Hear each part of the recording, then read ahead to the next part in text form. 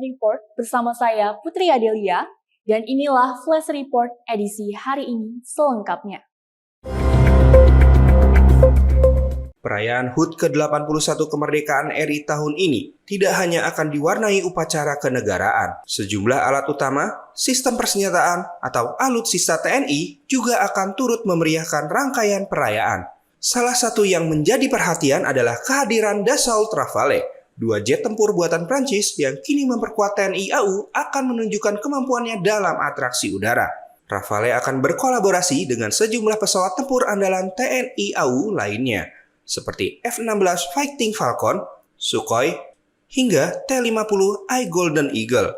Kehadiran jet tempur generasi terbaru ini diharapkan menjadi salah satu daya tarik dalam perayaan HUT ke-81 kemerdekaan RI. Kita cukup bangga ya karena perlu kita sadari bahwa menerbangkan terutama pesawat tempur itu bukan sesuatu hal yang ringan. Ya. Jadi dalam kesempatan ini meskipun masih bersifat latihan, kami juga ingin menyampaikan penghormatan dan apresiasi kepada seluruh personil TNI, terutama yang para pilot kita, penerbang kita yang menerbangkan baik pesawat tempur, pesawat A400 maupun heli yang itu mempertaruhkan keselamatan, tetapi kita merasakan terbang dengan penuh kebanggaan gitu. Seperti diketahui, persiapan pelaksanaan upacara HUT ke-81 kemerdekaan RI mulai memasuki tahap gladi parsial di halaman Istana Merdeka, Jakarta. Setelah sebelumnya berlatih secara terpisah, sejumlah tim yang terlibat dalam upacara, termasuk tim upacara Paskibraka, mulai melaksanakan latihan bersama. Tahun ini, upacara HUT kemerdekaan RI akan melibatkan partisipasi masyarakat. Selama 5 hari masa pendaftaran, jumlah masyarakat yang mendaftar untuk mengikuti upacara tercatat lebih dari 336.000 orang.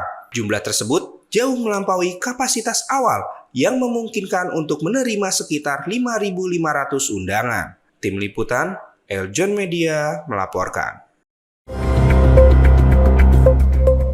Presiden Amerika Serikat Donald Trump pada Rabu 12 Agustus mengklaim Amerika Serikat telah memiliki kendali total atas Selat Hormuz. Trump menyebut kehadiran dan blokade militer Amerika Serikat di kawasan tersebut sebagai Wall of Steel. Ia juga menegaskan, Iran tidak memiliki kemampuan untuk menghentikan operasi Amerika Serikat di selat tersebut. Namun, Iran menyatakan kondisi di lapangan tidak menunjukkan Selat Hormuz telah kembali normal. Teheran menegaskan, jalur pelayaran tetap ditutup bagi sebagian besar lalu lintas kapal, dan pembukaan penuh baru akan dilakukan jika Amerika Serikat memenuhi tuntutan Iran. Tuntutan tersebut antara lain penghentian blokade pelabuhan Iran, pembebasan aset Iran yang dibekukan, serta penyelesaian konflik dan permusuhan kedua negara. Selain perbedaan pernyataan antara Washington dan Teheran, aktivitas pelayaran di Hormuz juga masih terganggu. Lalu lintas kapal di Selat Hormuz mengalami penurunan tajam. Mendadaknya jalur penting perdagangan energi dunia itu belum kembali beroperasi secara normal. Selat Hormuz merupakan salah satu jalur energi terpenting di dunia. Dengan sekitar 1/5 arus perdagangan minyak global biasanya melintas di kawasan ini. Gangguan yang berkepanjangan kini mulai menekan pasokan energi global. Badan Energi Internasional atau IEA memperkirakan gangguan konflik di Timur Tengah akan membuat pasokan minyak global 2026 turun sekitar 4,3 juta barel per hari. Dampaknya, pasar minyak global masih berada dalam tekanan. Pada 12 Agustus, minyak Brent dilaporkan naik 1,4% menjadi sekitar $88.91 per barel.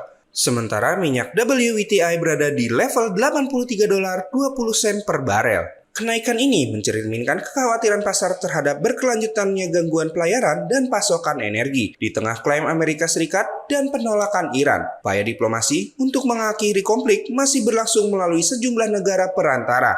Namun hingga kini belum ada kesepakatan yang memastikan pembukaan penuh Selat Hormuz. Kondisi ini membuat jalur strategis tersebut masih menjadi titik rawan bagi stabilitas pasokan energi dan harga minyak dunia. Tim Liputan, Eljon Media melaporkan. Demikian Flash Report kali ini.